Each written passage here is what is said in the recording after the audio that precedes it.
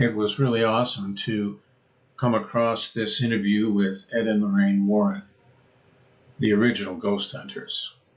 A fearless couple who went to places I'm not sure I would care to go to. I'll go through 11 of their investigations as discussed in this interview. The video is old, and in places you may have to turn up the volume a bit to hear clearly.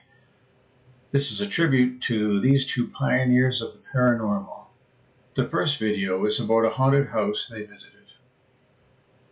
Open through Ouija boards. I was wondering. But unlike most times, we do not condone the use of Ouija boards. We know that people fooling with Ouija boards open doors that can never be closed. Then there was a boy, and the boy was 8 years old. Now that girl was coming over to care for that boy, and he was in like a, I don't know what you'd call it. It's a canning area now, like a canning closet. Coal cellar. Like a coal They cellar. put up- And the boy had communicated on the Ouija board with them regarding what he witnessed. I believe there was a conversation between them. There was a conversation between the two of them, and then this dark form, who we believe to be the person who had perpetrated this, of this man, and the girl ran and hid.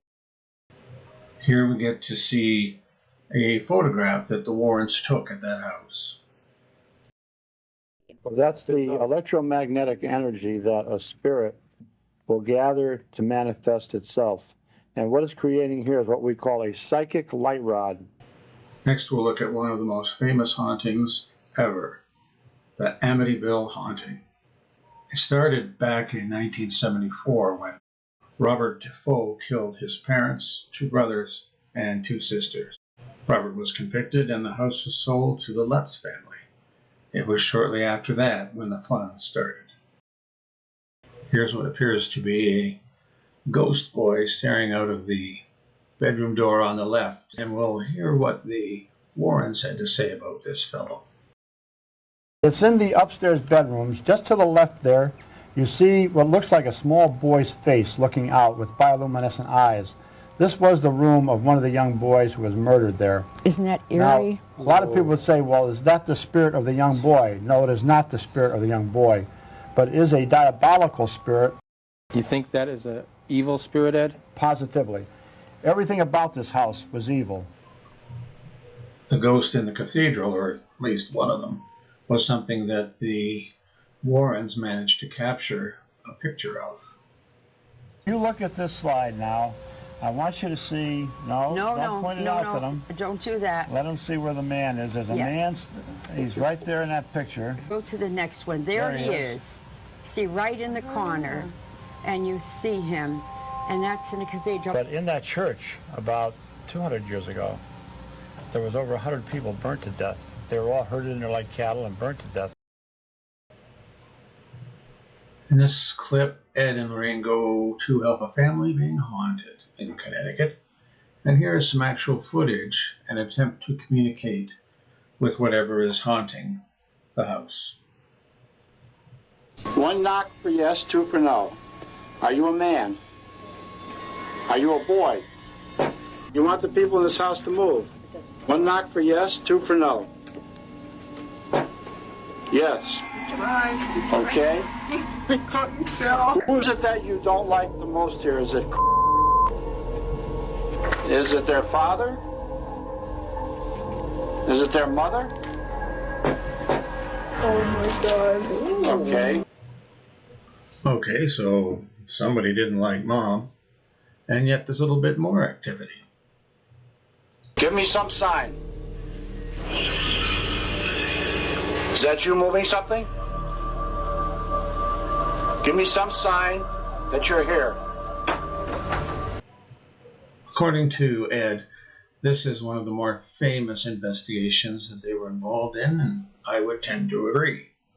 It is the Annabelle doll story, and it states that the doll was given to a nurse from her mother. One of the most famous would be Annabelle. This is a Raggedy Ann doll that's made like thousands of other dolls, except that this doll was used in communication, almost like having a seance.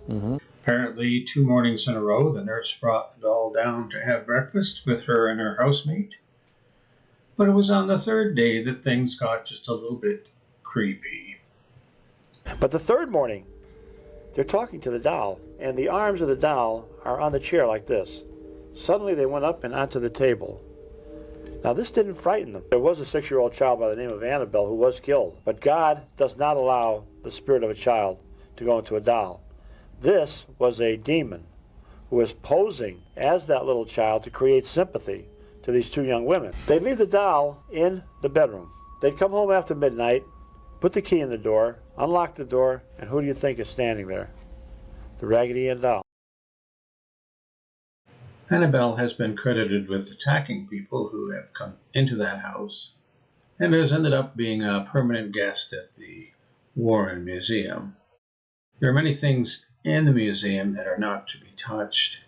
One such item is called the Doll of Shadows. Many what we call death dolls here. The doll you see here was made through black magic rituals. It's called a doll of shadows. A doll made by black magic rituals. What would you use to make such a doll, I wonder? It has human bones here and there and animal parts all over the body. And they take a picture of this doll, they send it to you, and they put the curse on the back. You take it and you look at it and you laugh at it. It's not a laughing matter. Because once you see the image of the doll, it can be projected telepathically to you in your dream state. The images of these dolls can be so frightening that they've actually stopped people's hearts during the dream state. So you must be very careful with a doll like this. You can never destroy it. If you destroy it, you could have things similar to you right here. Because the spirits that are within the doll then are freed. According to the Warrens, vampires do exist, but not like the movie and TV version we've gotten used to. Are there such a thing as vampires, and can you tell me an example of one? Positively, vampires do exist, what we call human vampires. Back in 1953, an old Greenwich Farm cemetery, where the Calbani family had to open up a grave, and a family member had died, and they were saving a little money by digging the grave themselves. When they got down about 4 foot, they struck a coffin which shouldn't be there. It was their private plot. And inside was a man about 45 years old, and he was fresh to the touch as though he had just been buried. While the physical body is still alive, there is a silver cord, a supernatural cord, that emanates from the physical body to the astral body. No matter how far away that astral body goes, if you go 3,000 miles, that cord would still be attached. Apparently the reason that this worked was because the man wasn't actually dead. He was a sorcerer of some kind and had placed himself into some kind of a trance and had been buried there. And he was able to leave the coffin via his astral body and go and collect blood in a very different way than what we're used to.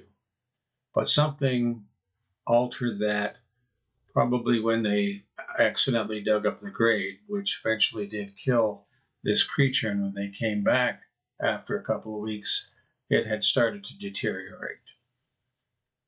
And he would go in search of blood, but he would not bite into anybody's neck. He could take the blood through what we call teleportation, apports.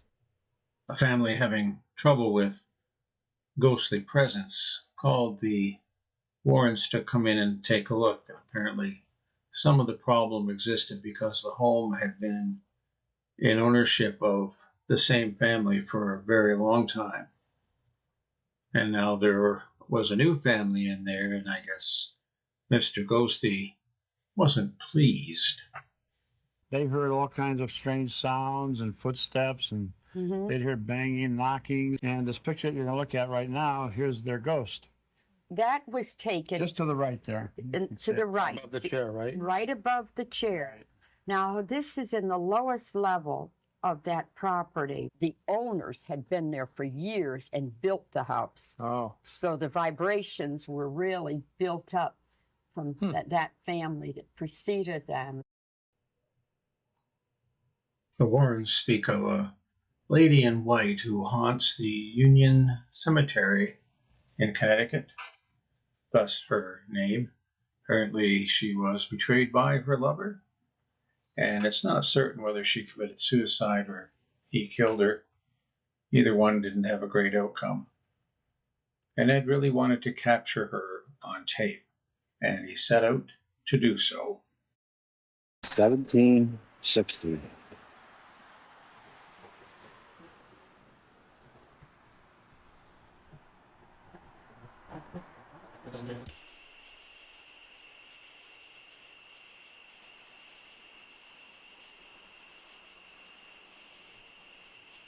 Not the clearest footage, but then, ghosts don't always cooperate.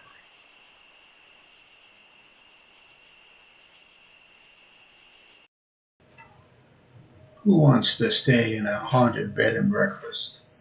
I mean, really. That time, Addie was running it as a bed and breakfast and told us about things that were occurring, not just to her 2 children, and her husband, but also to people who would be guests in the home. They would hear the knocking, they would hear the rapping, they would hear the footsteps in the home. When you start to do things where you're making renovations in a home, that is enough to trigger off spirit phenomena. Where a ghost had once been able to walk through a doorway in a certain area, and now that doorway no longer exists. And with Addie, many changes had taken place in this home. When we were looking at the house with the real estate agent, we noticed that there were 2 staircases, and one of the doorways leading up to the front staircase had been nailed shut, and no one had lived on the 2nd floor for 30 years. That's not good. One of the windows of the bedroom was broken, and vines had grown in through the window and all throughout the whole bedroom. So nobody ever went up there. We moved into the house, and we had a big argument. I told him, I said, stop leaving the doors open. You're letting the dogs out. He said, I'm not leaving the doors open. He said, you're leaving the doors open. And this argument went back and forth, and then he pointed to the back door. He said, I can lock this door, turn my back on it in this room, then turn around, and this door's open. And so that night, we went around and we locked up every window, every door in the house, and as we went to bed, my husband said, I feel that we're locking something in with us. We're not locking something out. And then that morning, we got up and we came downstairs. Every door was open. I have a request for you. Why not like this video and hit that subscribe button, and don't forget to hit the little bell. I'll be adding new videos once every week or 2, and then you'll know when those new videos show up on the channel. Thank you. A lot of ghosts were associated with wars of the past. There's a little story about one of those.